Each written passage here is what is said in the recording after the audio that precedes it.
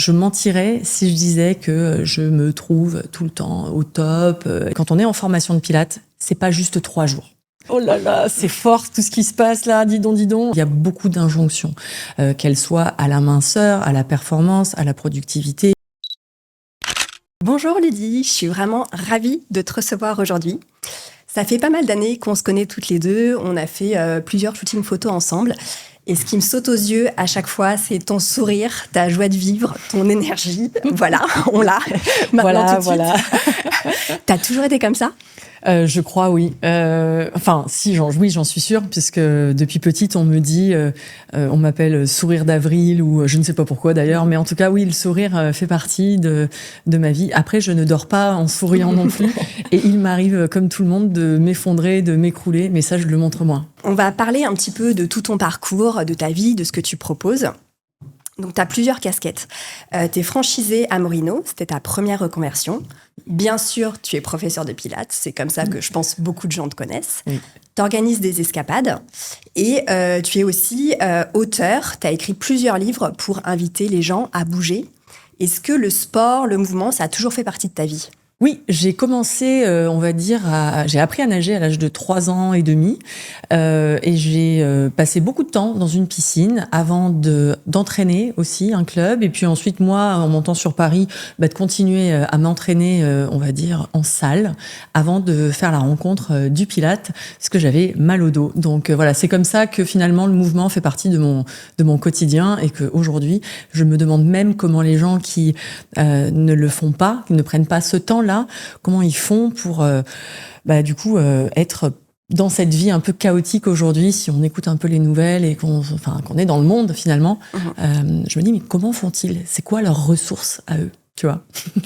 Avant le Pilate, tu as fait beaucoup de natation synchronisée. Oui. Qu'est-ce que tu as appris de la natation synchronisée ? Qu'est-ce que ça t'a apporté pour la suite de ton parcours ?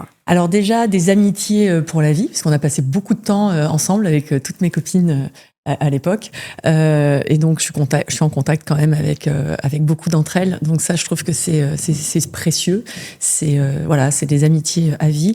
On a appris aussi toute la notion de dépassement de soi, d'effort, d'aller au bout. Le collectif aussi. Tu vois, quand on dit souvent toute seule, on va plus vite, mais ensemble, on va plus loin.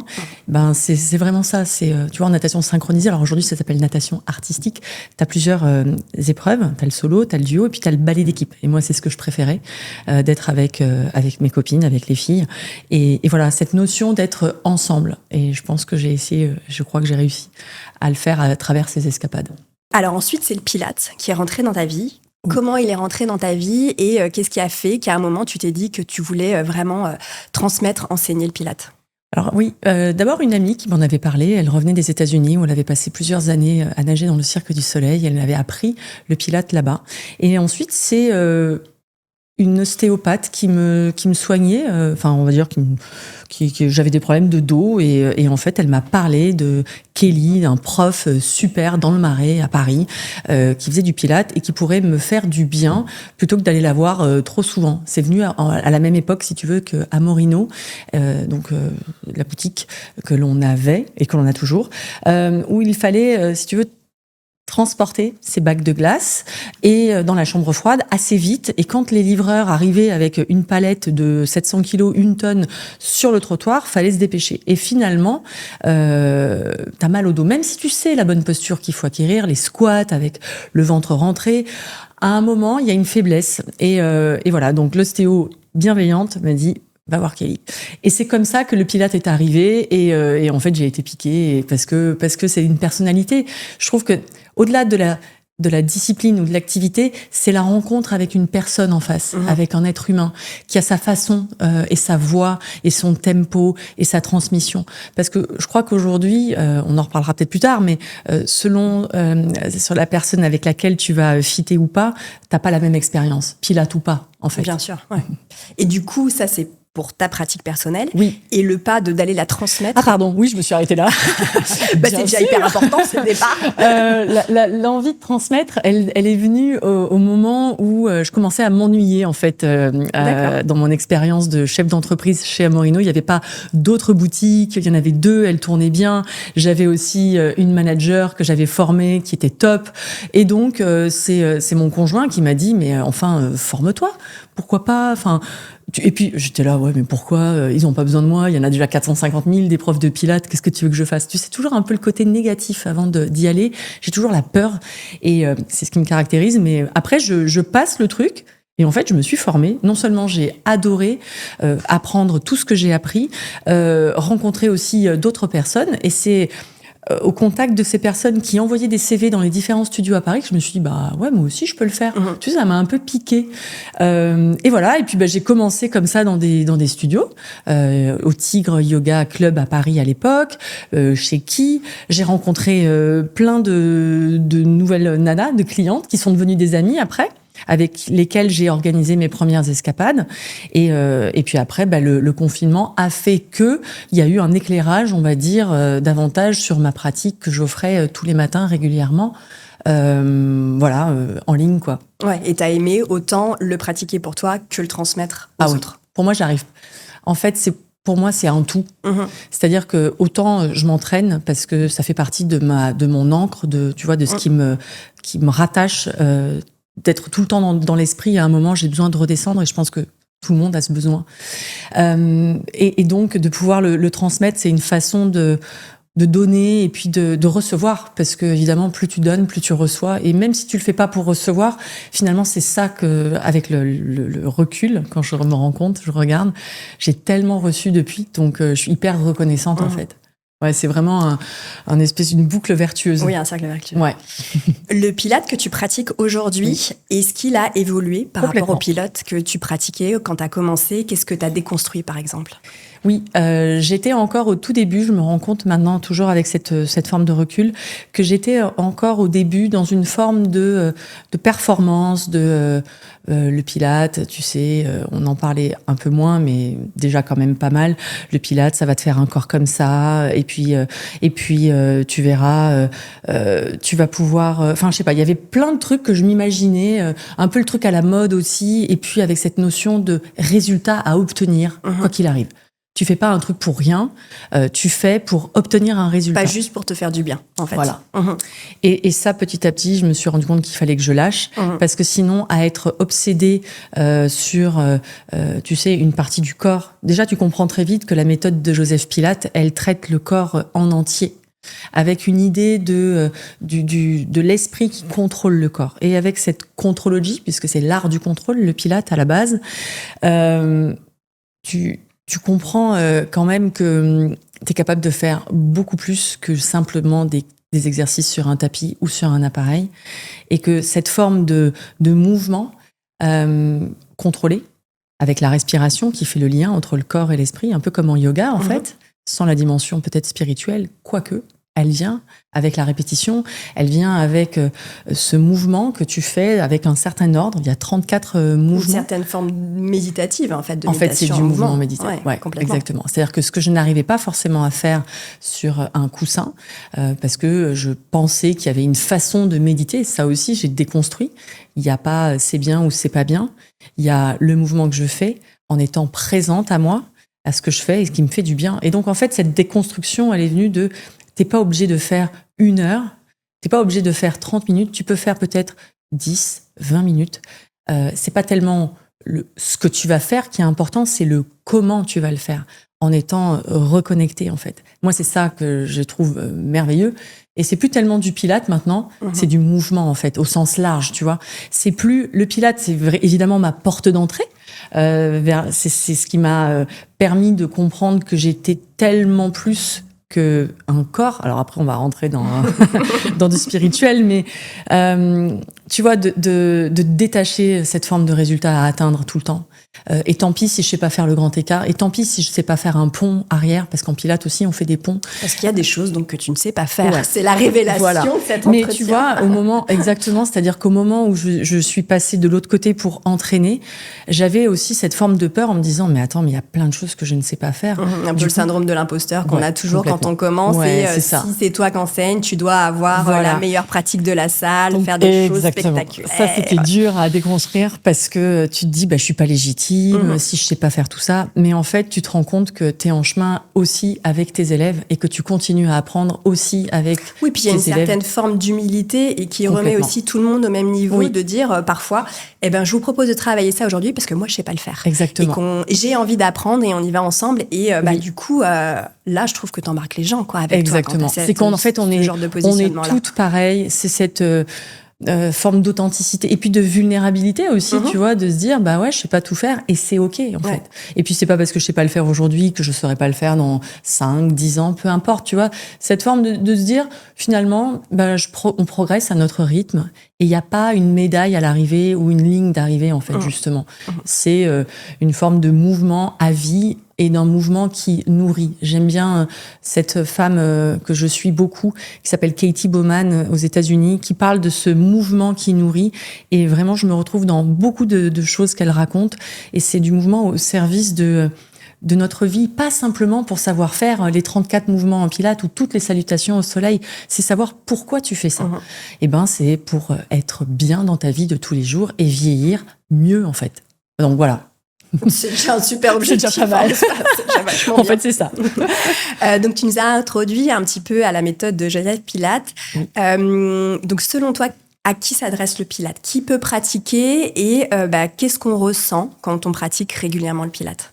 Alors, déjà, le Pilates, c'est pour tout le monde. Quand Joseph Pilates a créé cette méthode, il était très visionnaire déjà, et c'est pas que sur un tapis. On a tendance à faire des raccourcis. C'est plus facile, effectivement, d'avoir un tapis chez soi que d'avoir un réformeur, un Cadillac ou tous les autres appareils. C'est comme un système qu'il a créé. Donc, c'est très ingénieux parce que, au départ, lui, il rééduquait beaucoup de danseurs à New York qui étaient blessés à la cheville, au genou, peu importe, même des personnes qui avaient des cancers. Et donc, vraiment, c'était un gourou finalement, mais malheureusement pas forcément reconnu pendant les années où il était en vie. Il est mort en 67. Mais en attendant, derrière, les personnes qui ont les elders, donc ces professeurs que lui a formés, ont continué. Donc là, je crois qu'il n'y en a plus du tout en vie. Le dernier, c'était Jay Grims l'année dernière, ou il y a 2 ans, je sais plus. Bon, bref. Tout ça pour dire que cette façon de bouger, avec cette forme de contrôle, puisque ça s'appelait vraiment Contrology, et qui permet d'avoir une vie meilleure. Lui, il disait, l'activité physique est la première condition du bonheur, de travailler avec ses résistances, donc beaucoup de ressorts. Donc, finalement, c'est d'avoir avec la respiration, le contrôle, la concentration et tous les autres principes du Pilate, d'adresser finalement le corps en entier et l'esprit. De faire une fusion, encore une fois, un peu comme le yoga, il s'en est inspiré, c'est de rapprocher le corps, l'esprit, le mental au service d'un mouvement qualitatif. Pas forcément quantitatif, il n'y a pas besoin de faire 1000 répétitions en fait. On est dans la qualité du mouvement. Il y a quand même une notion de régularité, j'imagine. Complètement. Oui. C'est la patience, la persévérance au service du mouvement contrôlé.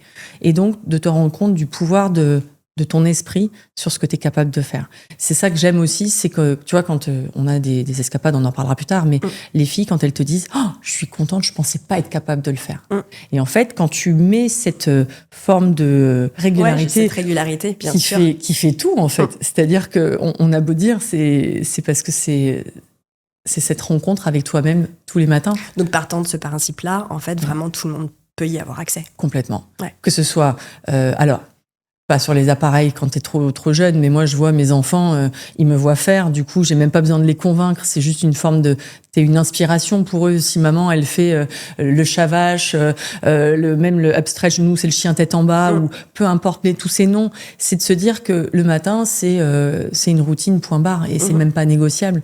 C'est comme se laver les dents. On prend toujours cet exemple. Tous les matins avant d'aller à l'école. Alors Raphaël c'est un peu plus compliqué, lui tu sens que ça va venir, mais Mathilde qui fait de l'athlétisme, elle par exemple, elle se rend compte. Elle délie son corps. Bah ouais, parce que même l'entraîneur a dit il faut faire du gainage. Ah oui, ma mère elle fait. Donc tu vois, quand ça vient de l'extérieur aussi, c'est vrai que c'est bien mieux entendu. Voilà. Mais elle voit ses parents faire. Et quand elle voit les bénéfices, en fait, t'as pas besoin forcément de devoir convaincre et de beaucoup d'arguments. C'est Pilate le disait aussi, ça va pas tomber du ciel. C'est-à-dire qu'il faut faire le boulot, quoi. Il faut faire le job. Et quand tu vois les bénéfices, il y a plus besoin d'argumenter. Ça devient un style de vie. Bien sûr. Ouais. T'as pas besoin de croire ce que te racontent les autres. Il faut juste que tu le fasses pour expérimenter. Et il y aura peut-être des mouvements qui t'iront pas, mais il y en a d'autres. Donc en fait, c'est ça l'idée. C'est d'être un peu moins peut-être rigide, parce que tu vois, nous en Pilates, je te dis, il y a les 34 exercices sur un tapis à faire d'une certaine façon, avec le bon ordre et tout. Parfois, il y a des mouvements qui ne nous vont pas. Donc il y a des options et c'est OK en fait. Alors tu dis souvent que tu n'enseignes pas le sport, mais plutôt le rapport au corps. Ça veut dire quoi concrètement ? Ça veut dire que moi, je suis venue de cette idée et le Pilate m'a aidée, pas que le Pilate, mais tu vois, les injonctions d'avant et dans le sport de haut niveau, quoi qu'il arrive, on l'a, c'est le no pain, no gain. Quand on parlait de dépassement de soi, de sortir de sa zone de confort, il y a qu'à entendre ces mots. On est toujours finalement, on essaye de faire taire le corps et parfois il y a des souffrances, il y a une forme, moi en tout cas de mon passé, il y a eu des régimes plein de régimes qui ont fait que j'ai pas écouté mon corps suffisamment et en fait il y a eu une addiction. Alors pour d'autres c'est d'autres addictions, mais en tout cas moi c'était un rapport compliqué à la nourriture et donc un rapport au corps qui n'était jamais assez.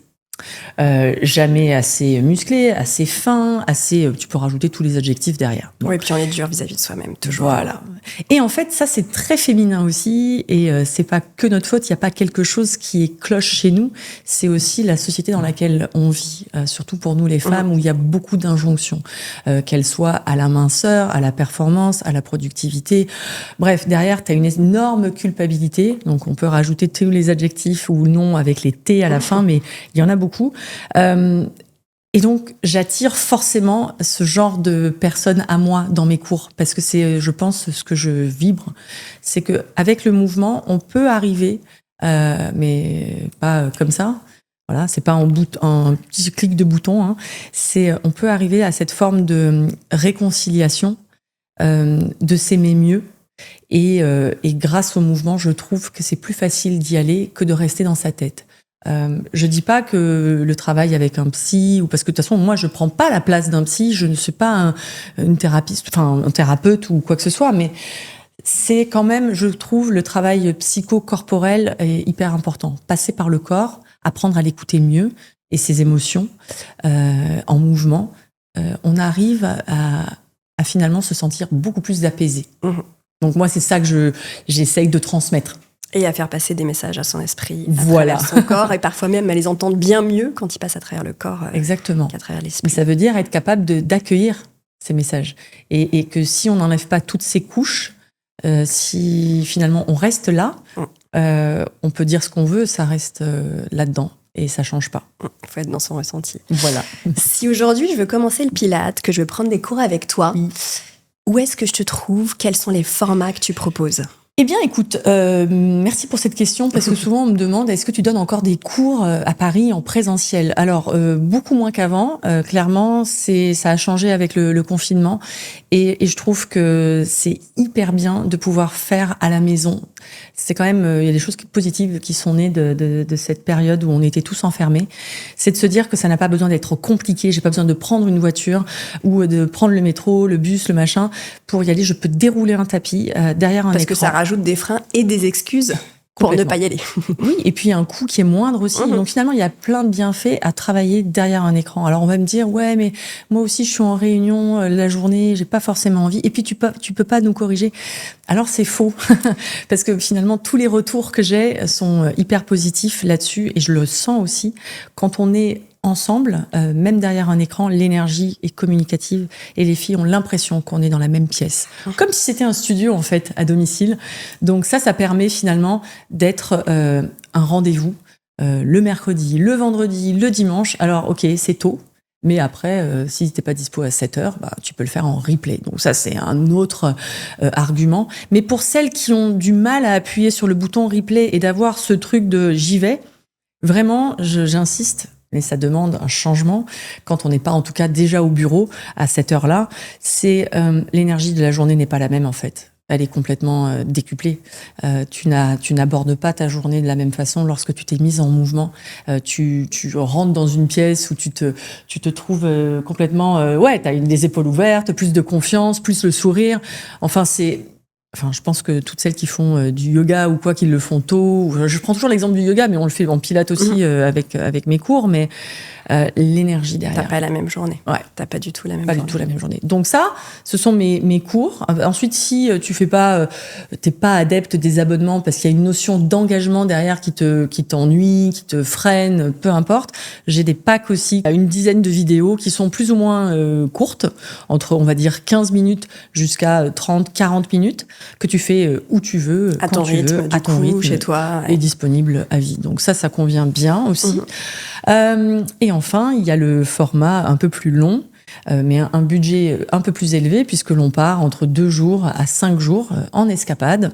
En général, c'est 12-15 filles. Il arrive que certains lieux accueillent plus de monde. C'est toujours des filles. Alors oui, mais c'est un choix. C'est un choix. Oui, d'accord. Ouais, c'est un choix. Et tu vois, avant de venir, j'étais avec Bruno que j'entraîne depuis longtemps, qui me dit non mais c'est pas possible, il va falloir que je sois trans maintenant pour venir à tes escapades. J'ai trop envie. Mais non, c'est un choix parce que c'est aussi mon envie, comme à l'époque où j'étais nageuse, d'avoir ce format entre nous. On est entre filles, on peut se confier sur les charges mentales, les différents sujets. Il y a un peu moins de pression, peut-être. Il y a moins de pression.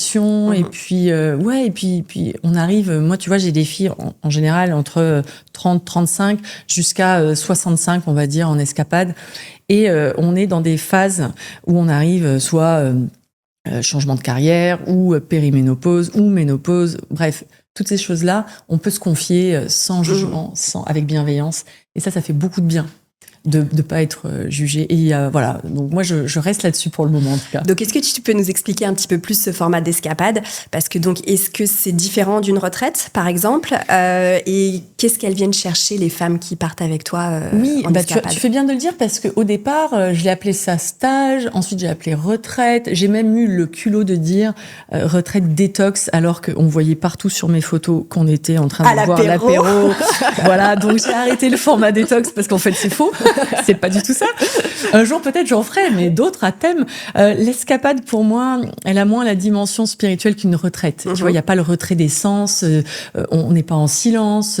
On n'est pas en restriction ou en jeûne, ou tu vois, toutes ces choses-là, même si j'ai rien contre. Mais mon format, à moi, escapade, c'est cette forme de parenthèse un peu où en tout cas, les femmes viennent chercher une forme de déconnexion de leur vie quotidienne. Mais voilà, j'aime bien l'histoire de la prise que tu débranches, mais que tu rebranches plutôt vers toi. Une reconnexion. Justement, on parlait tout à l'heure de ressenti, de pouvoir prendre le temps de ressentir les émotions, de faire un reset aussi. Et c'est fou de voir en 2 jours, alors ça c'est le plus court, jusqu'à 4 jours, alors là 5 jours même, ce qu'on est capable de faire et comment le changement d'endroit, alors je fais en France mais aussi à l'étranger, a beaucoup d'importance. Les massages aussi, tout ce que l'on peut s'offrir. Alors parfois je fais il y a des cours de danse, il y a qu'est-ce qu'on a fait la dernière fois? Il y avait aussi un kirtan autour de, alors ça c'est vraiment chanté. J'essaye toujours d'avoir un petit moment du surf, rien à voir. Une découverte, en fait. Une découverte, ouais. Et d'essayer de se dire, c'était finalement quand la dernière fois que tu as fait quelque chose pour la première fois. C'est toujours intéressant, tu vois, de se dire, tu vois, de sortir un peu de tout ce que l'on connaît. Donc, malgré tout, t'appelles pas ça retraite, mais il y a quand même une dimension supérieure, parce que tu me disais tout à l'heure, tu as raison. Elles sont en réorientation professionnelle, périménopause. On fait pas que du mouvement. Enfin, c'est-à-dire qu'en fait, le mouvement qu'on fait nous amène à nous reconnecter à l'endroit qui va nous faire avancer sur notre thématique du moment. Il y a vraiment des prises de conscience. Il se passe quelque chose. Il y a toujours des prises de conscience. Moi, encore une fois, je suis pas gourou, thérapeute ou quoi que ce soit. Je suis là juste pour faire accoucher parfois de choses qui sont déjà là. Poser un cadre, en fait. Poser un cadre, ouais, exactement. Ouais. Et tout ça en prenant l'apéro. Ouais. En plus. C'est hyper important. D'ailleurs, ça se fait même pas dans la douleur, t'imagines? Non, mais à un moment, je m'étais dit, il va falloir que je me calme sur la communication de ces apéros, parce que Pour moi, l'apéro, c'est au sens apéritivo, en tout cas, c'est d'être ensemble autour d'un verre, peu importe qu'il y ait de l'alcool ou pas. Parce que quand même, quand je reçois des messages sur les réseaux de « mais est-ce que si je bois pas d'alcool, je peux quand même venir ?» Ah oui, évidemment, je suis pas là pour faire la promotion de l'alcool, pas du tout. C'est juste un moment où on est ensemble, on se connecte et on parle, on échange et voilà. Et c'est ça qui est important. Je trouve génial, c'est à chaque fois de rencontrer toutes ces femmes. Moi, j'adore. Ces histoires de vie. Ouais. Donc ça, c'est ce que tu proposes toi, mais globalement, l'offre de Pilates est vraiment en pleine expansion. Il y a des studios qui ouvrent les uns après les autres. Alors, comment on fait le tri dans tout ça ? Alors oui, c'est pas évident. Je trouve ça très bien qu'il y ait un engouement pour cette discipline. Ça vraiment...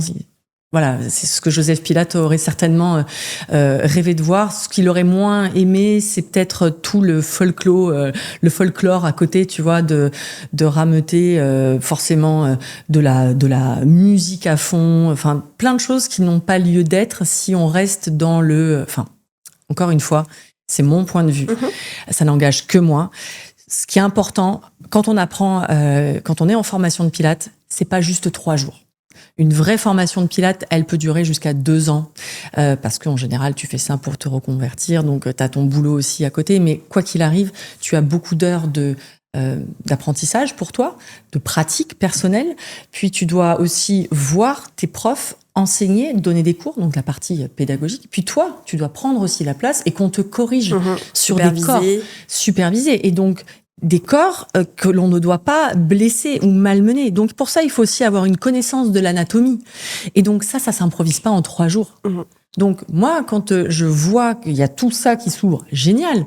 Mais est-ce que les profs sont suffisamment formés pour enseigner et transmettre? Parce que j'imagine que c'est comme pour le yoga, il n'y a pas de diplôme reconnu par l'État. Il y a un diplôme pour le tapis, il y a pour les machines, pour les appareils, il n'y a pas un certain nombre d'heures à valider. Il n'y a pas un minimum, non. D'accord. Non, c'est ça. Donc c'est reconnu, mais sans.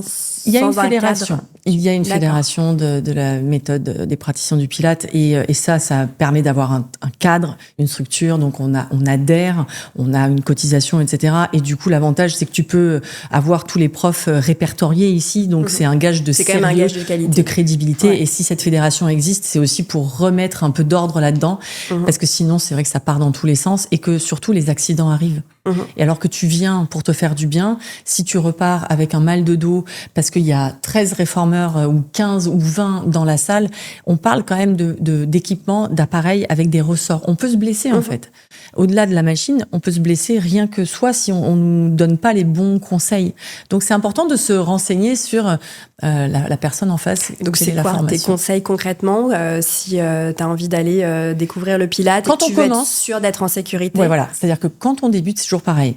C'est que quand on débute et qu'on y va parce que l'ostéo nous a dit, souvent c'est ça, c'est des ostéopathes ou des kinés qui eux-mêmes ont suivi des formations.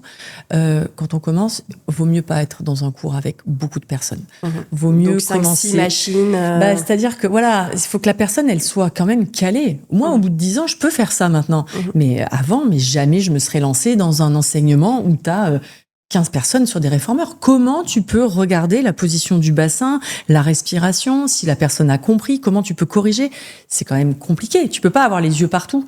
Donc, quand on se lance en tant que cliente, qu'on a envie de prendre un cours de Pilates, c'est bien d'avoir des cours particuliers. Alors, ça a un coût, c'est sûr, mais au moins, c'est toujours ce qu'on disait dans mon enseignement, c'est security first. Toujours la sécurité. L'intégrité physique de la personne, c'est ça qui compte pour qu'elle ait une bonne expérience et qu'elle revienne. Parce que sinon, quand on vient me voir, on me dit « Ouais, moi, j'ai fait du Pilates, laisse tomber, c'est nul, ça sert à rien, c'est pour les vieilles. » Ou je sais pas, il y a plein de clichés.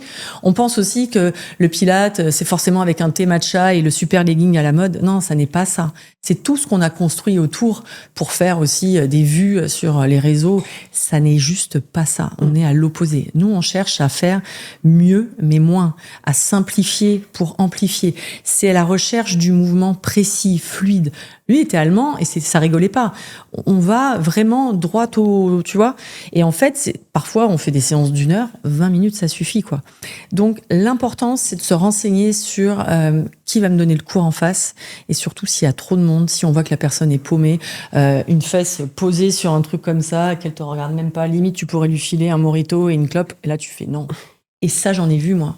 passer sur les réseaux des cours où la personne, elle te regarde pas. C'est pas possible. Surtout quand tu vois le prix que ça coûte. Bien sûr. Donc, faut se méfier un peu de tous ces trucs qui ouvrent un peu trop vite. Toujours avec un effet de mode, en fait. Et un effet de mode, oui. Il y a vraiment derrière, il y a un homme derrière la méthode. Il y a vraiment une philosophie. C'est pas juste un truc avec de la musique là qu'on voit partout et tout ça. Non, le Pilate, c'est moi. Quand je donne des cours en ligne, parfois j'adapte, etc. Parfois on me voit aussi en train de donner des coups de poing, de sauter à la corde et de sauter. Ça, c'est à la fin, tu vois, de mes cours. C'est encore autre chose.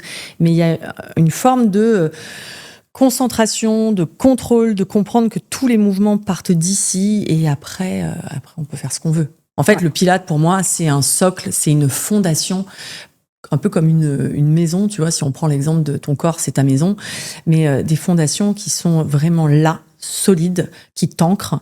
Et après, tu peux mettre toutes les petites briques autour si tu as envie d'aller courir, nager, marcher, etc. Derrière, tu as un squelette, tu as des os qui sont solides, tu as des muscles qui sont là. Du coup, tu peux faire ce que tu veux sans te blesser. C'est pas pour rien qu'il y a autant de sportifs de haut niveau qui adoptent le Pilate pour prévenir les blessures aussi, tu vois. Ouais. Et donc ça c'est ton approche du Pilate à toi. Oui. Qu'est-ce qui te différencie vraiment de ce qu'on peut trouver ailleurs ? Je pense, après, je sais pas trop, j'essaye de rester dans ma ligne et de moins me comparer parce que déjà, pour ma santé mentale, sinon c'est compliqué, on va pas se mentir. Moi, je suis comme tout le monde, hein. J'ai toujours l'impression que les autres sont meilleurs que moi et puis parce que elle a le corps comme ci, comme ça. C'est toujours difficile le regard que l'on porte aussi sur soi. Donc, pour rester tout à fait honnête et dans ma ligne, ce que moi, j'aime faire, c'est le plaisir, en fait. Donner du plaisir dans le mouvement et que ce soit fun. Donc, pas trop se prendre la tête, tu vois, pas que ce soit un truc de prise de oui, alors à la périménopause, à la ménopause, il faut faire ça, ouais, ça me fatigue. Moi, rien que le nom, tu vois. Je pense qu'à un moment, il faut savoir pourquoi tu fais les choses. Si ce mouvement-là te fait du bien, je dis n'importe quoi, les Nasty Five en Pilates, c'est-à-dire la série des 5 abdos répétés 5 fois. Si faire ça tous les matins avec 3 planches, une respiration derrière, un petit verre d'eau, machin, fais-le. Tu vois, c'est te dire que il n'y a pas forcément besoin de se prendre la tête à avoir toujours le dernier matelas, la dernière tenue. Tout ça, c'est des paillettes. C'est le truc en plus. C'est sympa parce que oui, c'est cool d'avoir. Mais en fait, à la fin, tu vois, c'est de se dire, à la fin de la journée, j'ai fait mes mouvements, je me sens bien, je me sens connectée, reliée à moi. Et derrière, tout peut arriver finalement. J'aurai une façon de réagir, d'être en interaction avec les autres beaucoup plus douce, beaucoup plus souple. Derrière, si tu dors pas bien, si tu manges pas bien, tu vois, le Pilate, c'est pas non plus une méthode miracle. C'est-à-dire qu'il y a aussi tous les autres piliers. Un environnement de vie, une façon de vivre, en fait. C'est ça. C'est-à-dire qu'on peut se dire, moi, je vends pas tu vois, je suis pas avec des programmes en 30 jours. Je supporte pas ces trucs, en fait, parce que j'en ai tellement acheté. Et qu'en fait, c'est tellement. Et finalement, le résultat n'était pas. Comment te dire? Mais non, parce qu'en fait, chasser naturel, il revient au galop, tu vois. Tu le tiens peut-être pendant 30 jours, mais bon. Oui. Après, qu'est-ce qu'il arrive? Mais en fait, derrière, c'est se dire pourquoi tu fais les choses, pourquoi tu fais ce que tu fais en fait. C'est quoi les causes sans arrêt. Tu vois, c'est toujours ça la vraie question. Pourquoi je fais ce que je fais? Parce que ça me fait du bien en fait, et que ça m'aide à y rester ancré et à pas dévisser. Donc c'est juste ça, et pas à agresser les autres ou quoi. Donc si j'ai la bonne quantité d'heures de sommeil, si je me nourris correctement, ça aussi c'est un autre sujet. Et moi je suis pas là non plus pour donner des leçons. Je traduis ce qui s'est passé pour moi dans ma vie à un moment et c'était compliqué. Tu te rends compte que tout ça est connecté. Si j'arrive à bouger mieux, je suis plus présente à moi, et du coup, si je suis plus présente à moi, je suis aussi plus présente à ce que je mets dans mon assiette, à ce que je mange, et je suis moins là, je suis plus ici, même si tout ça est lié. On parle aussi beaucoup du nerf vague, toutes ces choses, tout ça, c'est toujours la même histoire. C'est d'apprendre à plonger plus à l'intérieur, plutôt que de chercher des sources d'experts qui ont dit qu'il fallait optimiser sa santé. C'est super. Mais parfois, l'expert, il est là, juste là. La personne qui connaît le mieux son corps, a priori, c'est plutôt nous. C'est ça. C'est important de se reconnecter à cette petite personne à l'intérieur. Tu dis souvent qu'on n'a pas besoin de souffrir pour s'aimer. Pourquoi c'est si compliqué à entendre et à croire pour tant de femmes? Oui, parce que finalement, c'est ce qu'on nous dit depuis qu'on est petite. sois sage, sois parfaite, tais-toi. Il faut souffrir pour être belle. Il faut souffrir pour être belle. C'est vrai que je fais attention d'ailleurs dans les mots que je choisis dans mes cours, parce que Pilate disait ça, et nous on le transmet aussi. C'est si tu sens rien, c'est que c'est pas ça. Mais attention, sentir, c'est pas forcément souffrir. Tu vois, c'est là que la distinction, elle est fine parfois. C'est de se dire, je dois ressentir, certes, mais sans me faire mal. Voilà, donc il y a toujours un truc. Après, il y en a qui choisissent d'avoir mal, qui sont dans un truc de compétition, etc. Fine, ok. Je suis plus trop là-dedans, je suis plus trop dans la compétition, je suis plutôt dans le partage, la collaboration, la communion avec les filles, et de se dire qu'on n'est pas obligé de faire forcément 1 heure, 1 heure et demie, de mettre, comme moi à l'époque, c'était fou de se dire que il fallait compenser des repas forcément avec une corde à sauter et un kawaii par 30 degrés pour transpirer. Et tu vois, comme s'il fallait effacer, en fait. Donc, c'est ça que j'essaye de transmettre différemment. Et ça prend du temps, en fait. C'est pas immédiat. C'est vraiment un changement de discours intérieur. On n'est pas obligé de se restreindre. On n'est pas obligé de s'affamer. On n'est pas obligé de faire 1 heure. On peut faire 20 minutes avec une autre qualité de mouvement en se disant que c'est déjà bien. Et ça suffit. Et à titre personnel, c'est quoi aujourd'hui ton rapport à ton corps? Quand tu es face à ton miroir, quelle relation tu as avec ta propre image? C'est une relation qui est nettement meilleure qu'avant, enfin sans commune mesure. On va dire qu'il y a un avant et un après. Elle a été très compliquée. Il y a eu une prise de conscience grâce à plusieurs disciplines. C'est ce que j'expliquais dans mon dernier livre, c'était Pilate ta vie. Il n'y a pas que le Pilate pour moi. Il y en a qui pensent que faire du Pilate, ça va leur tout changer. Non, en fait, il n'y a jamais un truc magique. Il y a des portes comme ça que l'on ouvre, et ce qui me convient à moi peut ne pas convenir à d'autres, tu vois. Donc, je suis hyper prudente avec ça, mais en tout cas, la relation avec moi-même, elle a changé. Aujourd'hui, elle est beaucoup plus apaisée, mais je mentirais si je disais que je me trouve tout le temps au top, etc. J'ai toujours un regard qui est compliqué sur certaines parties de moi. J'essaye, et quand je vois arriver tu sais, cette autocritique intérieure, parce que elle est là, pour baisser un peu le son. Je sais qu'elle est là, je l'accueille, mais je la vois arriver. Là où avant, l'identifie plus facilement, et le red flag, c'est ça. Ouais. Là où avant, t'avais l'impression que tu courais dedans. Ouais, c'est ça. Ouais. Et donc, alors, c'est peut-être avec l'âge aussi, avec l'expérience, avec cette forme de sagesse, et de comprendre que parfois, moi, je fais un peu le yo-yo tout le temps, tu vois. En hiver, je pèse plus qu'en été. Je me pèse pas, mais je le vois. Je le constate aussi dans mes habits.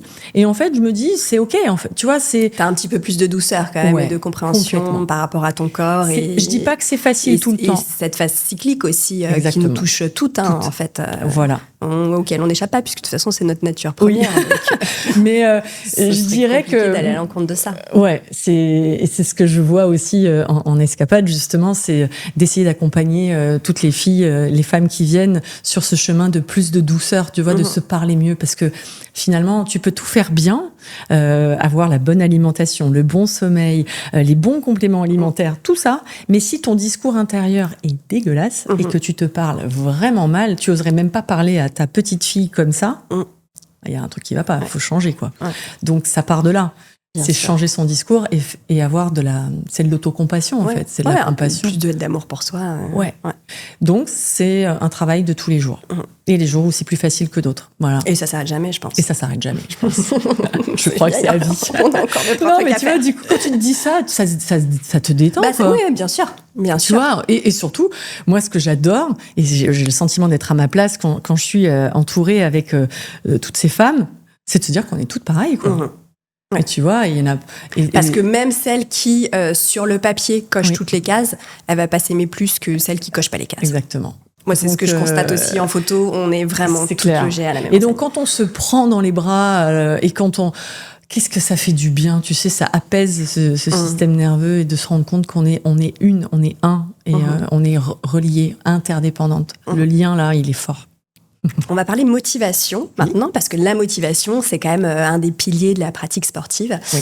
Qu'est-ce que tu réponds, toi, à celles qui te disent « j'ai pas le temps, j'y arrive pas, de toute façon, je suis nulle en sport Ah oui, on en entend plein de ces... Alors, c'est pas des excuses. Je pense que quand elles le disent, et je le disais aussi à un moment, on y croit sincèrement, tu vois. Quand on n'a pas le temps, on n'a vraiment pas le temps. Voilà. Après, il y a... C'est juste que ça part d'une décision, mais personnelle. C'est pas parce que tu as vu passer la dernière trend sur TikTok ou Insta ou peu importe, ou parce que tu l'as lu et on te l'a dit, tu devrais faire du sport, c'est bon pour la santé. Ou on te parle des 10 000 pas, on te parle finalement de toutes ces injonctions au bien-être qui finalement, à la fin, ont un effet un peu inverse sur toi. C'est que tu le prends comme un truc qu'il faut faire, mais si tu trouves pas du plaisir aussi là-dedans... Ça devient parfois un peu anxiogène quand même. Ça devient parce que quand anxiogène. Tu fais la liste de tout ce que tu as à faire dans ta journée, entre tes soins intérieurs, extérieurs... Ouais, et puis je pense que moi, à un moment, j'ai contribué à ça, je m'en rendais pas forcément compte, parce que j'empilais aussi des couches, tu vois, et je disais aux filles, ah non, mais il faut que tu fasses le brossage à sec, la douche froide, que tu boives ton eau chaude avec un peu de citron. En réalité, tu passes ta journée, hein, si tu fais tout. Tu veux vraiment tout faire. Bon, quoi. Et si tu le fais pas, burn-out du yogi, tu vois, ou du mais prof. On arrive au burn-out. Donc finalement, tout ce qui est en entreprise, tu le transmets sur le domaine du bien-être, et c'est la même chose. Et tu dis, alors, on va remettre l'église au centre. Qu'est-ce qui est important pour moi ? Finalement, plutôt qu'une histoire de motivation, je crois que c'est une question de valeur. Qu'est-ce qui est important pour toi ? Si tu as passé une bonne journée, d'ailleurs, on se demande plutôt, c'est la question à l'inverse, qu'est-ce qui fait que ta journée sera bonne ? Si je prends un peu de temps pour moi, déjà, j'ai l'impression de courir moins après le temps. Et de prendre ce temps pour soi, c'est aussi avoir une autre perception du temps.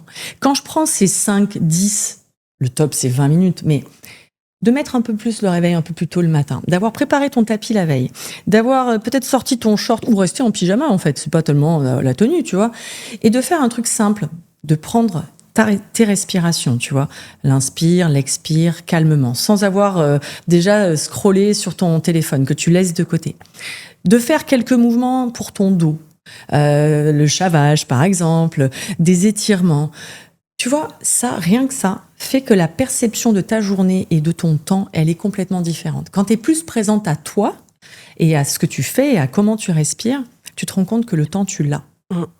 Mais ça part d'une décision. Je décide de prendre du temps pour moi, même si c'est que 5 minutes au départ. L'histoire, c'est pas 5 minutes qui vont suffire sur si tu veux faire plus de muscles, de ventre plat ou je ne sais pas quelles sont les intentions derrière. Mais tu vois bien que les 5 minutes, à la fin, elles vont se transformer. Parce que si tu kiffes les 5 minutes là, ça va se transformer. Ça va être 10 minutes, ça va être 15 minutes. Et d'un coup, le soir, tu trouveras ton sommeil plus facilement parce que tu auras pris le temps de bouger le matin. Donc, en dormant un peu mieux, un peu plus tôt, le matin, tu te réveilles aussi un peu plus tôt parce que tu peux pas être du soir et du matin. Donc, une fois que tu as compris ça, voilà. Et en fait, tu réagis moins vite aux choses. Ton temps de réponse derrière, quand tu te sens, prise par des sollicitations externes de ton boulot, d'avoir pris ce temps un peu en amont, tu es moins dans la réaction, tu es plus moins dans la réactivité. Ton temps de réponse, tu réagis différemment, tu prends le temps. En fait, tu prends un peu de distance par rapport à tout ça et tu arrives à voir un peu la forêt et pas dans tes arbres là comme ça. Si on prend l'image, tu vois, quand t'es là, tu prends un peu plus de recul et tu vois tout ça et tu fais OK. Et ça, c'est ce que le mouvement permet, le mouvement conscient. Donc, à toutes celles qui te disent j'ai pas le temps, etc. Oui, j'entends. Parce que quand on est pris dans cette course permanente, on a toute l'image du hamster ou du toit sur ton vélo et ces pensées qui ne s'arrêtent pas. Mais il n'y a pas 36 façons de faire, en fait. C'est à un moment donné, c'est à mettre un gros stop. On fait, OK, là, je vais où comme ça ? Nulle part. Enfin, si, en hôpital psychiatrique, tu vois. Ça revient aussi à ce que tu disais tout à l'heure de l'expérimentation, en fait. Où quand tu te rends compte qu'en fait, tu vas avoir pris 5 minutes à perdre ton temps par rapport à du temps de travail, du temps d'organisation familiale, et qu'en fait, finalement, tu le fais régulièrement et tu découvres les bénéfices, en fait, ces 5 minutes, tu les as plus perdues. Tu te rends compte vraiment du temps que tu as gagné en bénéfice à tous les niveaux de ta vie au quotidien. Et penser finalement que tu n'as pas le temps parce que tu as toutes les autres tâches. En fait, c'est opposer tous ces temps-là, tu vois. Le temps de travail, le temps d'être parent, le temps de sommeil et le temps des exercices. Mais en fait, peut-être que ça ne s'oppose pas. C'est pas ou ça. Ça peut être un peu comme ça. Autant te dire que, par exemple, si tu es chez toi et que tu dois travailler travailler et que tu dois passer des coups de téléphone, bah, tu peux le faire debout, en marchant, tu peux faire des squats, en faisant couler ton café, tu peux faire en fait plein de choses. Alors ok, il y en a qui vont dire ouais, mais là du coup t'es pas complètement présente à tout ce que tu fais. Ok, mais il faut bien commencer quelque part. Donc, les personnes qui ont envie de s'y mettre, ben peut-être que c'est un moment. J'avais sorti ce challenge de pipi pompe. Je l'avais lu sur un chercheur aux États-Unis qui disait les comportements humains, c'est pas compliqué. Il faut prendre une habitude existante, donc le brossage de dents, ou quand tu vas faire pipi, c'est même pas une habitude, c'est physiologique, t'en as besoin, et coller une autre habitude, celle que t'as envie de changer, enfin, en tout cas que t'as envie de prendre. Et si c'est, par exemple, je veux me sentir plus forte, je vais faire des pompes après avoir fait pipi. Alors peut-être qu'elles seront contre un mur si t'es pas chez toi, mais ou des squats, ou peu importe. Mais coller des habitudes à une habitude déjà existante permet d'ajouter plus de mouvement et te rendre compte que le temps, tu l'as. Et c'est 5 minutes, c'est la méthode des petits pas, en fait. Bien sûr. C'est 5 minutes, plus 5 minutes, plus 5 minutes. Sur la durée, ça change tout, en fait. Et toi, ça t'arrive parfois de perdre ta motivation ? Encore aujourd'hui ? Alors, c'est pas une question de motivation, c'est-à-dire que je vais faire moins. Ce jour-là, je vais faire moins. Tu vas faire moins ? Ouais. Parce que quand même, je m'écoute. Tu t'écoutes, mais du coup, tu vas pas te mettre un coup de pied aux fesses non plus en te disant j'avais prévu ma séance, machin. Par exemple, je me dis tiens, demain je vais sauter à la corde. Et ce matin-là, tu te dis non, ça va pas être possible. Ouais. Non, je vais pas sauter du tout. En fait, je vais être dans un truc plus doux. Moins dans il faut faire du cardio. Non, c'est pas aujourd'hui. Mais en fait, tu sais, tu te poses plus de questions après sur le je dois faire ou je dois pas faire. Quand ça devient un lifestyle, tu vois, un mode de vie. Tu te poses plus la question. Tu te poses pas la question de te brosser les dents. Si on reprend sur cet exemple, tu vas pas te dire le samedi, tiens, ça fait 5 jours que je me suis pas brossé les dents, tiens, je vais brosser 5 fois plus. Non. Tu vas y aller, en fait. C'est tous les matins. Pour moi, en tout cas. Donc ça, c'est ce que tu t'appliques à toi. Oui. Et de la même manière, du coup, comment tu le transmets, en fait? L'envie de bouger, mais sans injonction. Voilà. Alors, ce que je dis aux filles, souvent, c'est sous forme de petites graines à prendre, tu vois. C'est vraiment de se dire, ok, on peut pas tout changer d'un coup, même avec la meilleure motivation du monde, parce que vouloir tout changer, au final, tu changes rien. Donc, en tout cas, sur mes escapades, ou dans ce que j'ai écrit à droite à gauche, c'est de dire, voilà, choisis 2, 3, 4 ou 5 mouvements max. Et c'est ceux qui te plaisent à toi. Si tu sens que t'as mal au dos, je vais choisir de bouger, parce que c'est notre jeunesse éternelle, la souplesse de la colonne vertébrale. Donc, choisis cela. Et en fait, du coup, c'est plus une injonction, un truc qui vient de l'extérieur, ça vient de là et ça te fait du bien. Et si ça te fait du bien, tu vas le faire. Si tu trouves du plaisir, si tu trouves de la joie à faire ce que tu fais, je crois qu'il n'y a plus de question de motivation derrière. C'est que c'est dans tes cellules, en fait. Ton corps le réclame après. Et ton tapis, il est déjà sorti. Ou même des fois, tu n'as même pas besoin de tapis, tu vois. Donc, c'est de se dire que le mouvement qui nourrit, il fait partie de ta vie. C'est pas un truc en plus, tu vois. Il est là, tout simplement. C'est ton quotidien. Ouais. Tu avais franchi une grande étape dans ton activité. Tu es devenue opératrice de voyage. Alors, qu'est-ce que ça veut dire et qu'est-ce que ça change concrètement ? Ça change, alors concrètement, je ne le savais pas, mais j'étais un peu hors la loi depuis 2019 que j'avais organisé cette première escapade. Je n'étais pas forcément au courant qu'il fallait avoir cette licence qui autorise à organiser des séjours dits à forfait. C'est-à-dire que dès lors que tu passes une nuit à l'extérieur avec une activité autour... En France ou à l'étranger, c'est la même chose. D'accord. Tu relèves du code du tourisme. En fait, tu peux le faire si c'est l'hôtel ou l'établissement qui encaisse à ta place. Moi, j'encaissais tout. Donc, en fait, je savais pas tout ça. C'est une question très administrative, en fait. Ouais, mais surtout légale. Et d'assurance. Ouais, d'accord. Parce que quand tout va bien, tout va bien. Mais le jour où il se passe quelque chose, tu peux avoir en tout cas une amende et c'est le pénal. Donc, je suis allée voir une avocate spécialisée dans le droit du tourisme pour faire ce dossier et avoir ce pass, on va dire, de chez Atout France qui me permet finalement d'avoir, ça assoit ma crédibilité, c'est sérieux et une sécurité financière avec des assurances annulation, assurances rapatriement, enfin tout ce qui permet de voyager. Donc c'est un cadre légal qui te permet d'emmener les gens de manière et je peux en organiser aussi pour d'autres professeurs qui aimeraient qui n'auraient pas cette certification et qui peuvent passer par toi. Exactement, puisque j'ai du coup cette autorisation et cette licence qui permet d'être secure et safe. D'accord. Et pourquoi c'est si précieux pour toi d'emmener les femmes ailleurs, aussi bien physiquement que symboliquement, en fait ? Ouais, ça permet. Je pense que ce voyage, alors on peut le faire de chez soi. J'organise aussi des escapades at home, ce voyage intérieur. Mais c'est vrai que quand on parlait de se déconnecter, c'est aussi de se déconnecter de son quotidien. Donc de pouvoir finalement, alors on n'est pas obligé de prendre l'avion toujours, mais c'est vrai que d'aller au Maroc, comme j'aime faire, ou à Lisbonne, souvent je vais au Portugal.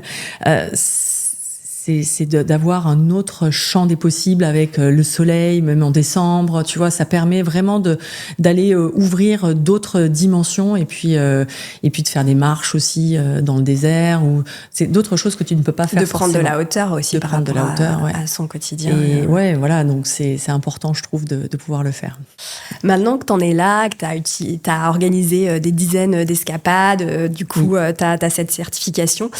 Si tu repenses à la première escapade que tu as organisée en 2019, qu'est-ce que tu pourrais dire à la Ludie de 2019 ? Continue, ne t'arrête jamais. Mais en fait, c'est ce que tu as fait, donc tout va bien. Donc en fait, c'est ce que j'ai fait. Elle s'était passée comment, cette première escapade ? Alors, la toute première, elle était au Beau de Provence, et c'était des filles que j'entraînais dans les studios à Paris et qui avaient sauté sur l'occasion, et c'était chez une amie avec qui je nageais, son papa m'avait prêté sa belle bâtisse. Enfin, c'était un mas provençal canon.